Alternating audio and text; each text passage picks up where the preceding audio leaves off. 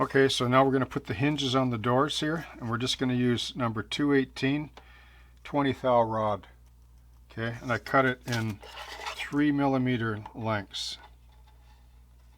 3 mil. Okay, and what I'm going to do is just put a bead of glue, start in the center there, and then use your number 11 blade to pick up the piece. Just touch it like that. Okay. You don't need to use your fingers, and just drop it in. I got little marks there, I'll just eyeball it in.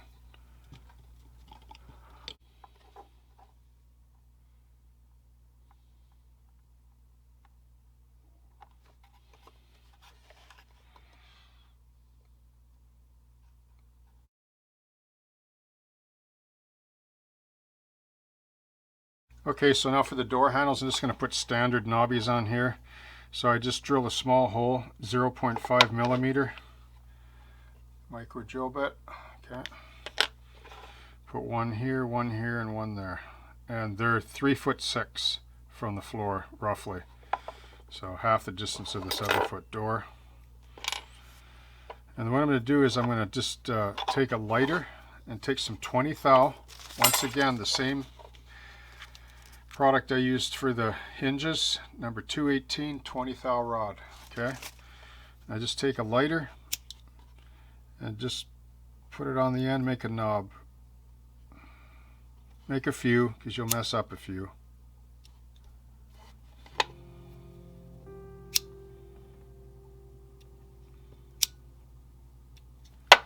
Okay.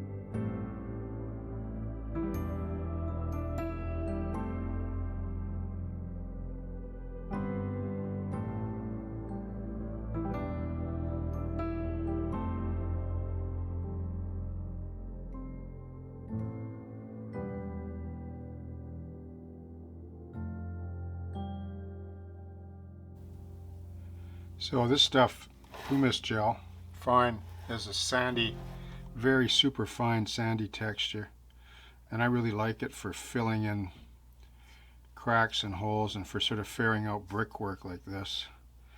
Knocks away some of the sharpness of it and adds a really fine, in this case, HO scale texture. And it's good for filling too, and it will shrink back a bit so it leaves some of the reveals of this brickwork.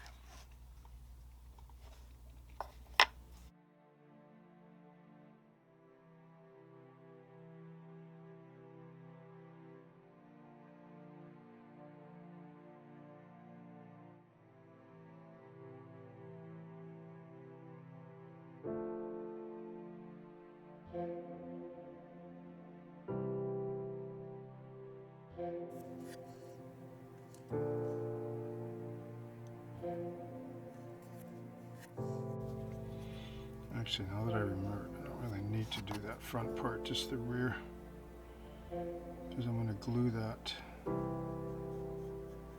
I'm going to glue that to the front landing.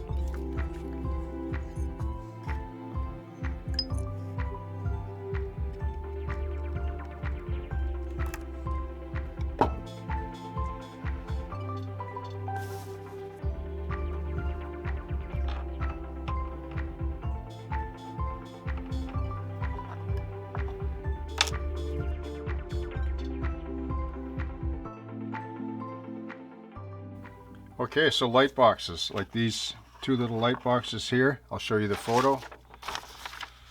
There's one here.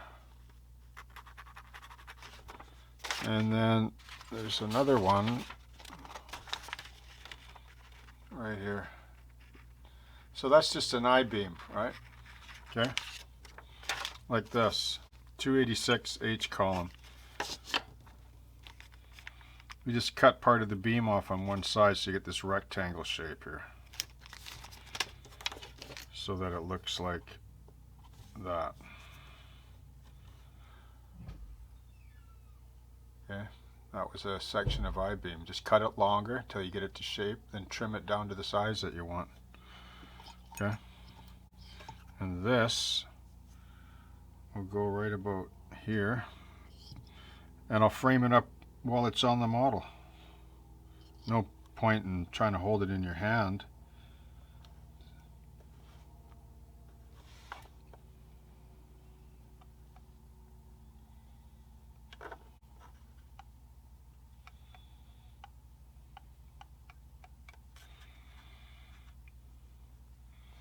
One there.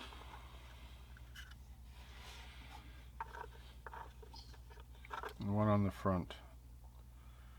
Just off center a bit.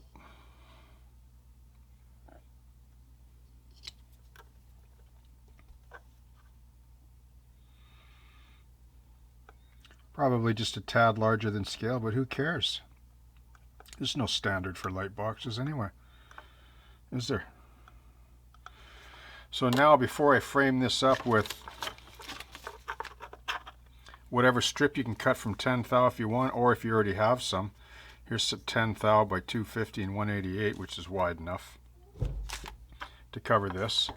And then I'll cap the top of this with some 15 by 100 strip. But before I do that, I'll drill a hole right here. Okay. Once that's dry, I'll drill a nice little hole through there so I can run my LED wire through there. And then I can just cut a solid block of clear and drop it in there, or leave it, or whatever. You know, it's up to you, really. But all these principles that I just demonstrated so far are applicable to any size building or warehouse.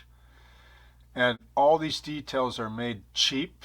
Cheap, I mean dirt cheap, right? Pennies. Like the amount of plastic here is how much, you think? $2? If that, right? A few hours over several evenings during the week. You know, there's I-beam there, I-beam there. Just scrap strip here for the security cameras. 10 thou for doors, 20 thou with a Bic lighter, melt the end for doorknobs, 20 thou for hinges, 10 by 30 strip for the rain lip. There's the I-beam along the bottom there. This, of course, is just a clear piece. I mask that off on both the inside, which I'll spray black in there. I'll black that out. I'll peel that off last. I'll put a Venetian blind there, cut from paper or whatever, in behind there. I'll paint this white or gray, and then when it's all done, I'll peel that tape off, and I'll have a nice flush window with a simulated black trim from the back side there. And then a few other details too to go yet, right? But see, you know, you can't buy this building, but you can make it for $2 worth of materials. And just it's a basic rectangle, right? And I've demonstrated how to do it. And if you can build one of these, you can build any building. This will give you the confidence to build any building on your layout, all right? The barge slip office.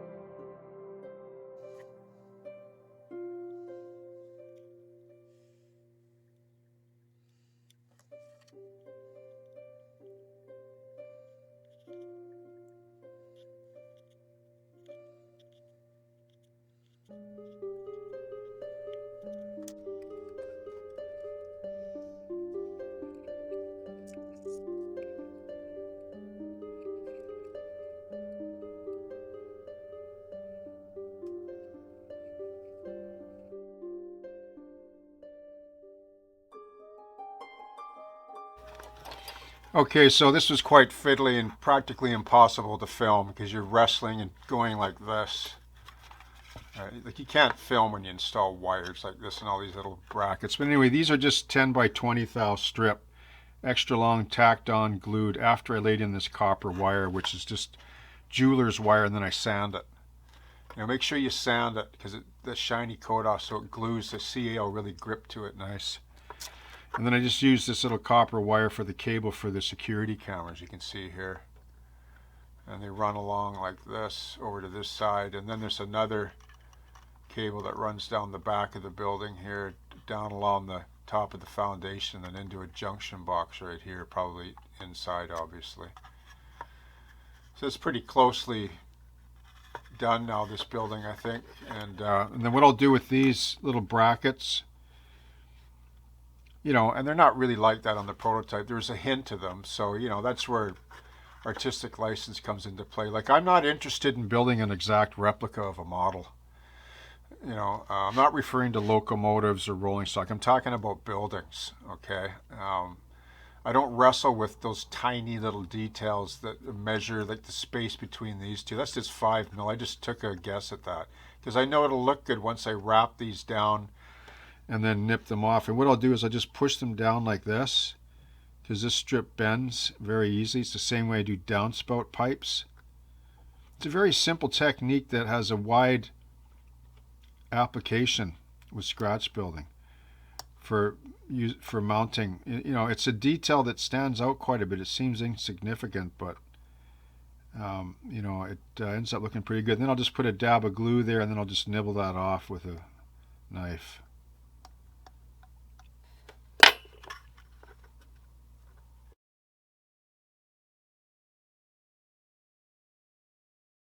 Okay, so I'll show you how I wrap, in this case 10 by 20 thou strapping for brackets to hold down any tube or square stock or downspout pipes or cables or anything, okay? So I put an extra long strip over top there. You can see how it's just been tacked on here, okay? And what I do is I take a tool like this and I just bend it down and push it in. Bend down to the surface, push up underneath. Bend down, push up underneath, and down, push up underneath. Okay, just put a pre-bend in it, and then take your thin solvent cement and put a dab under a couple of them like that, and then do the same thing. The solvent will soften it more and it'll hug beautifully on there, okay? Sometimes you got to give it an extra stab.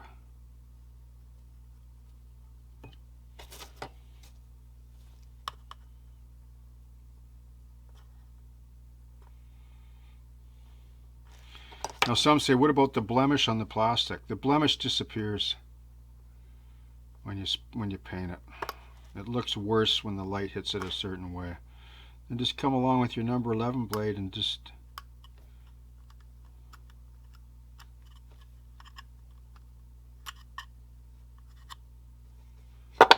nibble it off.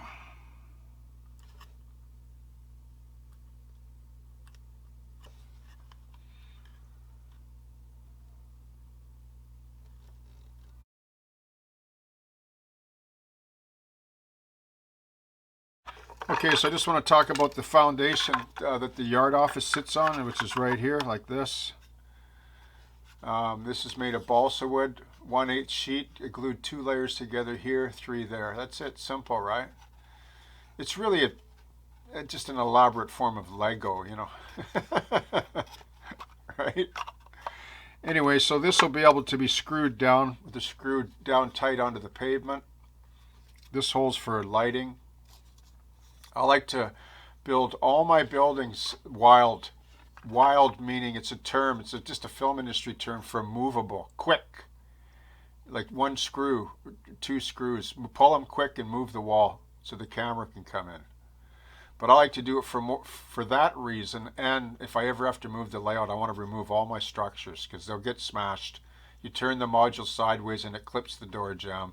It'll happen for sure. So all my buildings come off so they can be moved safely. Even details like this, like this shovel here, will be part of the layout, like just in front of the building. This is from a kit. There was a couple of shovels that came with this Scene Masters kit, sort of a rail excavator, maintenance of way model, and this was perfect. The perfect bucket I was looking for, and it already has an extra bucket, so I'll be fine with that. And then that'll get, I'll just put a plastic pin in there and then just drop it down onto the ground in front of it, so it can just lift it off or on, but it'll still be pinned to the ground. But anyway, I was going to dress this with blocks like the picture, but I thought, I didn't like the way it looked. I used strip once again. It was just whatever, you know, I have all the strip on hand, and anyone that's into scratch building, you should try to collect 1 or 2 packages every time you go, or cut your own. Anyway, I decided I was going to cut strips just to lay in for brick fascia here, and I didn't like the look of it, so I decided I would just skim it with coarse molding paste, the same paste I used for the pavement, and then I just painted it with cement gray, and I'm going to just sand it down and then put another wash on it. And the same for this too. Even though I covered it up, you might see some of it shine through. Like I'll just remove some of it here, and you can see the brick showing through. That's just what I want, just a hint of brick. See? Okay.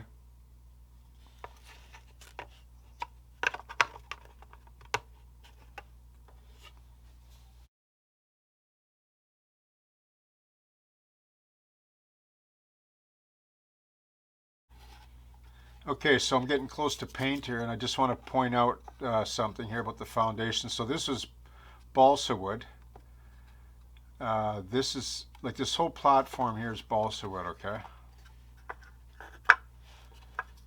I sheeted the top here with 20 thou, 30 thou, I can't even remember. It doesn't matter really, because I just put a little bit of a trim around the edge here just to simulate this concrete block kind of work here.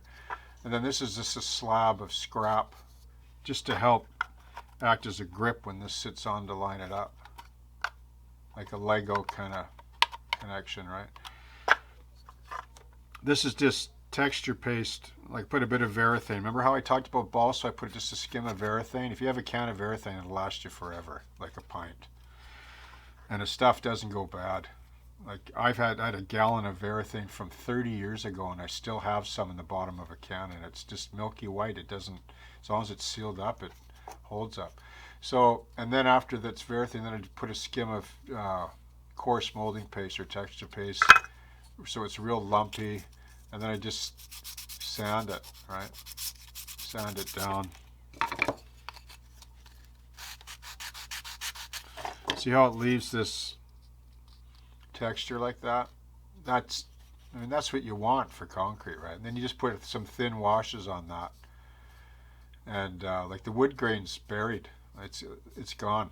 It's sealed from the Varathane and the texture paste. Even if you sand, like you'd have to sand this all, you know, for 10 minutes to get, you know, because it really hardens that texture paste. Anyway, but it does sand down nice, and it leaves a great texture, see? So you can see some of the blocks showing through.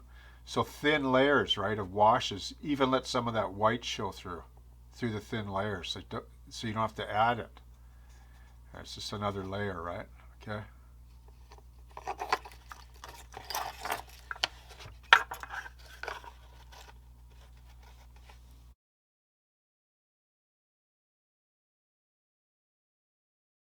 Okay, so what about the railings? I don't really want to build railings. I'm not in the mood for it. See these black railings here? So, thanks to, I believe, like, correct me if I'm wrong, my British friends over there in the UK, I think this is from Wills or something, but the Double O, like, they make fantastic stuff over there. Boy, some of the, like, the modeling over there in the UK is, well, it's older than North America, for sure, like the actual genre and culture itself. But anyway, so I had a few of these kicking around. You can see they have the little arrowheads on the top, the decorative. So I just cut those off, and then I'm going to use, I got enough here. I got 6, 7 sections. And you can see they're almost perfect in size. Actually, they don't even touch the building, so they are fairly perfect in size. You can see that there. So that's what I'm going to use. And they're black as well. So, and you can see there. When I built this pad, I factored that in. It's not exact scale to the prototype, so I cheated it, which you'll never know anyway. But I cheated it for this reason here. So the posts are, and then on this one here, it's in a ways anyway on the other side. So that'll work out. And then there's railings down the stairs, but one of them's missing, so I can just scratch one up on one side here.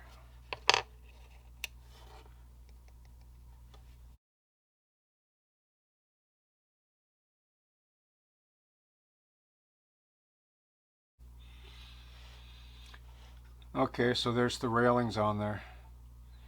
It worked out nice, see?